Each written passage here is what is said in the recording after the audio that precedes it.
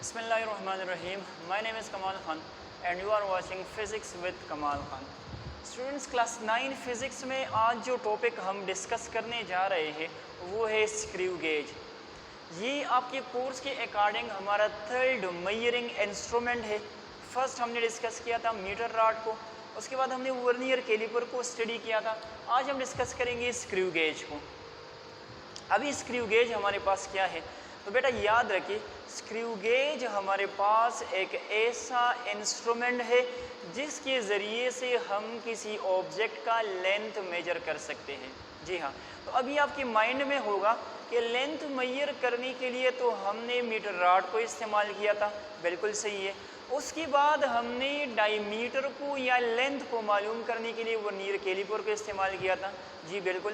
तो आज इसकी हमें ज़रूरत क्यों पड़ी, तो बेटा याद रखिए जो मीटर रॉड होता है उसका लीस्ट काउंट हमारे पास होता है 1 मिलीमीटर। वो 1 मिलीमीटर तक जो है वो सही रीडिंग हमें दे सकता है। उसके बाद हमने पढ़ा वर्नियर कैलिपर को, तो वो मिलीमीटर के 10वें हिस्से तक मेजरमेंट दे सकता है। अब हम पढ़ने जा रहे हैं स्क्रू गेज को, तो ये मिलीमीटर के 100वें हिस्से तक हमें जो है वो रीडिंग दे सकता है, ठीक है। तो स्क्रू गेज जो है इसका लीस्ट काउंट मीटर रॉड और वर्नियर कैलिपर से भी क्या है, कम है। तो ये हमें बहुत छोटे छोटी चीज़ों की जो है वो डायमीटर दे सकता है या जो लेंथ होती है वो हमें दे सकता है। स्क्रू गेज को हम कभी कभी वायर गेज भी कहते हैं। वायर गेज हम इसलिए कहते हैं कि इससे हम जो डिफरेंट वायर्स होते हैं उनकी हम गेज मालूम करते हैं, उनकी हम थिकनेस मालूम करते हैं, तो इस वजह से इसको कभी कभी हम वायर गेज भी कहते हैं। तो स्टार्ट करते हैं, पहले इसकी हम लिखते हैं डिफिनीशन। डिफिनीशन में आ जाएगा a measuring instruments, a measuring instrument used to measure the length। तो यहाँ पर मैंने लेंथ लिखा है, तो इसके अंदर डायमीटर, थिकनेस वगैरह ये सारी चीज़ें जो है वो ऑटोमेटिकली आ जाएगी। Length of an object up to, कहाँ तक मेजर कर सकता है, तो ये मिलीमीटर के 100वें हिस्से तक हमें रीडिंग दे सकता है। सो अप टू 0.01 मिलीमीटर और 0.001 सेंटीमीटर तक। क्लियर हो गया, तो ये हो गया इसका डिफिनीशन। अभी आपकी बुक में तो खैर गिवन नहीं है, लेकिन जिस तरह मैंने आप लोगों को बताया था कि वर्नियर कैलिपर को इन्वेंट किया था पीरी वर्नियर ने, तो यहाँ पर हम देखेंगे कि स्क्रू गेज को किसने इन्वेंट किया था। तो देखिए इन्वेंटेड बाय, तो बेटा इसका नाम है विलियम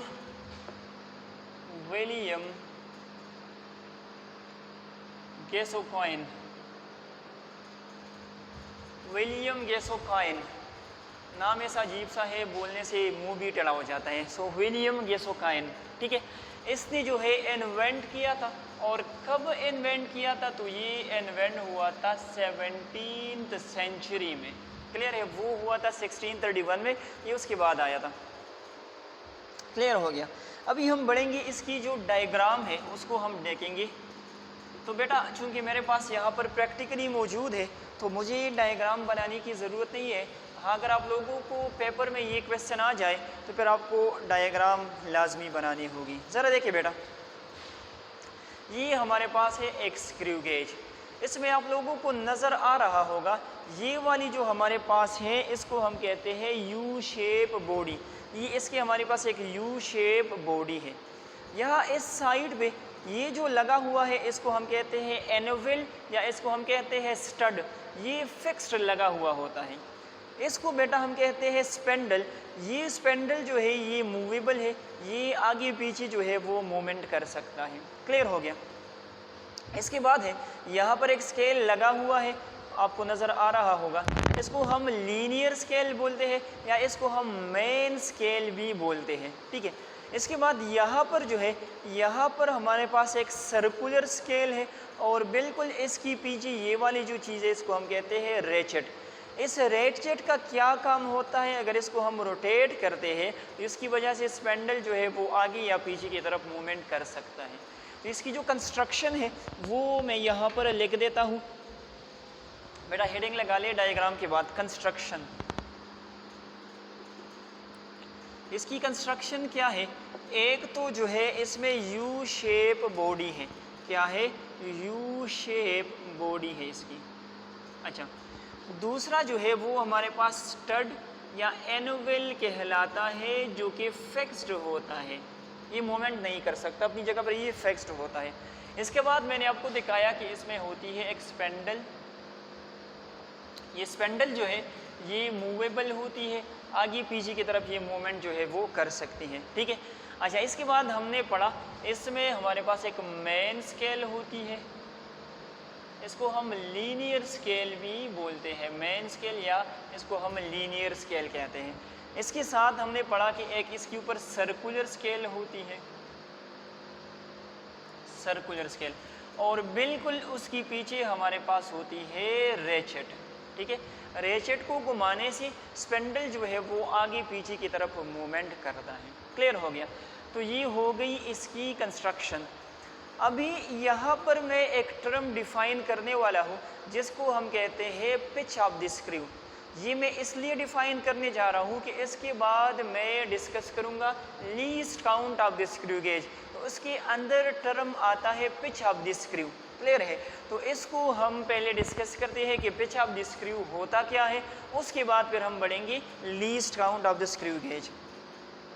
ज़रा देखिए, पिच ऑफ द स्क्रू,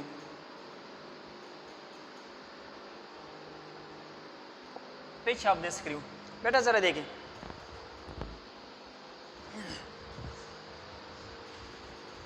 अगर ये लेट सपोज हमारे पास क्या है, स्क्रू गेज है, बल्कि लेट सपोज नहीं, स्क्रू गेज ही है। ठीक है। अगर रेचेट को मैं 1 रोटेशन देता हूँ, अगर रेचेट को मैं क्या करता हूँ, 1 रोटेशन देता हूँ, ज़रा देखिए, लेट सपोज ये रेचेट की हो गई 1 रोटेशन, तो इसकी वजह से ये जो सर्कुलर स्केल है ये क्या करेगी, मेन स्केल के ऊपर एक लीनियर डिस्टेंस ट्रेवल करेगी। ज़रा देखें ना, अगर मैं इसको रोटेट करता हूँ तो सर्कुलर स्केल जो है वो आगे की तरफ जा रही है। ठीक है। तो मैंने ये चेक करना है कि एक रोटेशन के अंदर ये लीनियर स्केल के ऊपर कितना डिस्टेंस ट्रेवल करेगी। तो बेटा यही डिस्टेंस कहलाता है पिच ऑफ द स्क्रू। क्या कहलाता है? Pitch of the screw. अगर मैं आप लोगों को आसान अल्फाज में समझाऊँ ना, तो पश्तो में ये जो स्क्रीव्स होते हैं ना, इसको हम कहते हैं चूड़े। तो दाशिकम चूड़े भी ना ददी पमेंस के जकम फासिला ला लगा था सुबह यो मेख तक ख्याल कड़ी हुई, स्क्रू तो हम ख्याल कड़ी हुई दुआ पीछू ना बगैरा सीधा से दुआ चकम चूड़े बगे जोड़े से भी द आगे पमेंस के जगह कम डिस्टेंस थे दगे तमंग हुआ ये पिच ऑफ द स्क्रू। तो पिच ऑफ द स्क्रू का क्या मतलब हुआ? अगर हम रेचेट को एक कंप्लीट रोटेशन देते हैं तो इसकी वजह से सर्कुलर स्केल जो है वो लीनियर स्केल के ऊपर एक डिस्टेंस ट्रेवल करेगी और उसको हम कहते हैं पिच ऑफ द स्क्रू। तो यहाँ पर लिखें the distance covered by circular scale, मैंने लिखा CS, on the main scale या लीनियर स्केल इसके लिए मैंने लिखा MS on the main scale in 1 complete rotation, in 1 complete rotation। तो इसको बेटा हम कहते हैं पिच ऑफ द स्क्रू। और ये पिच ऑफ द स्क्रू जो है ये कांस्टेंट डिस्टेंस होगा, लेकिन ये डिपेंड करेगा स्क्रू गेज की कंस्ट्रक्शन के ऊपर कि स्क्रू गेज को हमने किस तरह से कंस्ट्रक्ट किया है। बेटा याद रखिए, स्क्रू गेज में हमारे पास कुछ ऐसे होते हैं जिनकी सर्कुलर स्केल के ऊपर टोटल हमारे पास 100 डिवीजन्स होते हैं। कितने होते हैं? 100 डिवीजन्स। और कुछ हमारे पास ऐसे होते हैं जिसमें इसी सर्कुलर स्केल के ऊपर टोटल 50 डिवीजन्स होते हैं। तो मेरे ख्याल में आप लोगों को नज़र आ रहा होगा यहाँ पर जो डिवीजन्स है वो हमारे पास 100 है, ये हो गया 90, और इसके बाद जो 10 डिवीजन्स है तो ये बन जाएंगे कितने? 100 डिवीजन्स बन जाएंगे। ठीक है। तो अगर हमारे पास सर्कुलर स्केल के ऊपर जो डिस्टेंस है, अगर ये हमारे पास 100 डिवीजन्स हो, तो बेटा याद रखिए एक कंप्लीट रोटेशन देने के बाद ये जो डिस्टेंस ट्रेवल होती है, जिसको हम पिच ऑफ द स्क्रू कहते हैं, ये बराबर होता है 1 मिलीमीटर के। किसके बराबर होता है? 1 मिलीमीटर के। तो चूँकि यहाँ पर इस वाले केस में सर्कुलर स्केल के ऊपर हमारे पास टोटल डिवीजन्स 100 है, तो इसका जो पिच ऑफ द स्क्रू है वो हमारे पास 1 मिलीमीटर के बराबर होता है। अगर ये डिवीजन्स हमारे पास कितने हो, ये 50 डिवीजन्स हो, तो फिर ये होता है 0.05 मिलीमीटर, ठीक है, उसके बराबर होता है। क्लियर है? तो यहाँ पर अभी हम डिफाइन करते हैं least count of the screw gauge को। Least count of the screw gauge, इस जी का मतलब है screw gauge.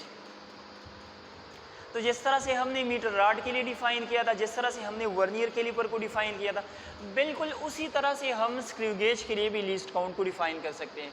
The minimum, again यहाँ पर मैं सिर्फ लेंथ कहूँगा, उसके अंदर डायमीटर और ये सारी चीज़ें आ जाती है। The minimum length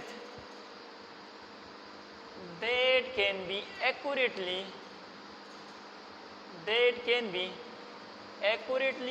measured by the screw gauge। और ये कितना होता है? तो डिफिनीशन में भी मैंने आप लोगों को समझाया था, इसका जो लीस्ट काउंट है वो हमारे पास होता है 0.01 मिलीमीटर। अगर सेंटीमीटर में हम देखें तो ये फिर होता है 0.001 और सेंटीमीटर। क्लियर हो गया? अभी हम मैथमेटिकली इसको किस तरह से फाइंड आउट करेंगे, तो बेटा हेडिंग लगा ले मैथमेटिकली।